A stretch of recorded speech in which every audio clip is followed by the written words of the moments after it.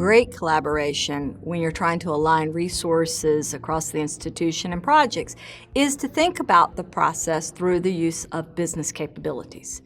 If you first look at what are the business capabilities that we are trying to enable and we're trying to build, then you can align IT investments, resources to get appropriate business outcomes. If you do not do that, if you don't think about business capabilities, too often it turns into a technical solution and a discussion of tools. So collaboration is such an important part of success, and it really starts with setting a clear vision, having sponsors that can establish that vision, can communicate it, having the right team members, be they the department or the group that is working through the process changes on campus, the vendor that is providing the software and the tools and training, consultants that are assisting in the design process and change management. All of those characters, all those actors really come together to form the team, that collaborative team, and having a good working relationship is absolutely essential for that team.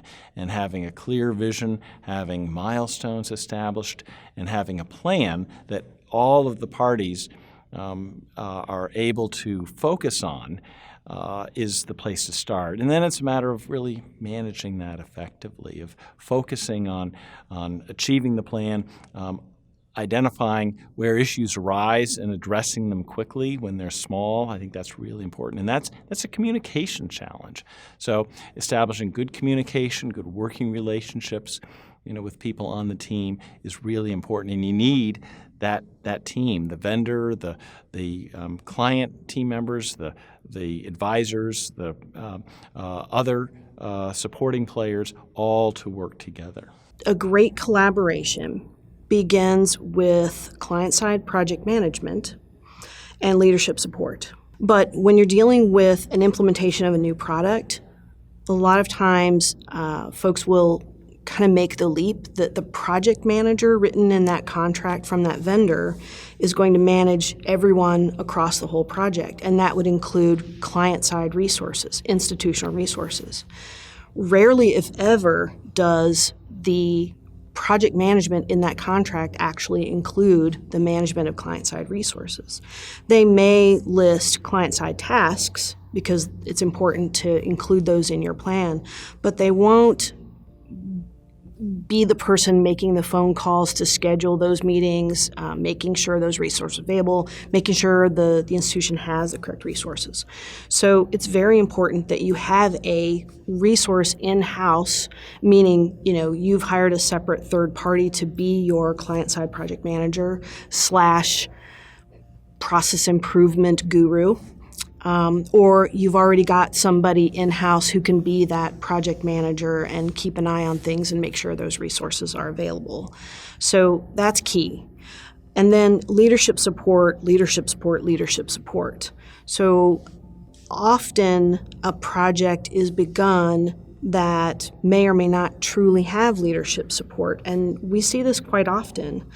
So if you are lacking that leadership support, you may get the product implemented, you may get the assessment done, you may get a new process designed, but the likelihood that adoption will happen in any short space of time is pretty rare if you don't have that support. You have to have a long-term win-win situation where all the participants win in some way, maybe not to the full extent that they would like to, but where they're better off in collaboration rather than on their own.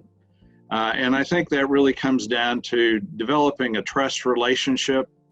How do you do that? Well, I think it's ownership of shared objectives, goals, plans, and a commitment to the success overall of the collaboration.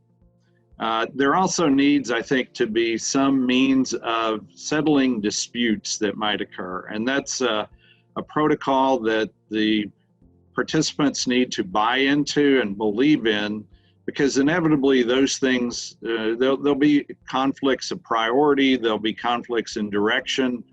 But if there is a good resolution process, then the collaboration will continue and can be successful.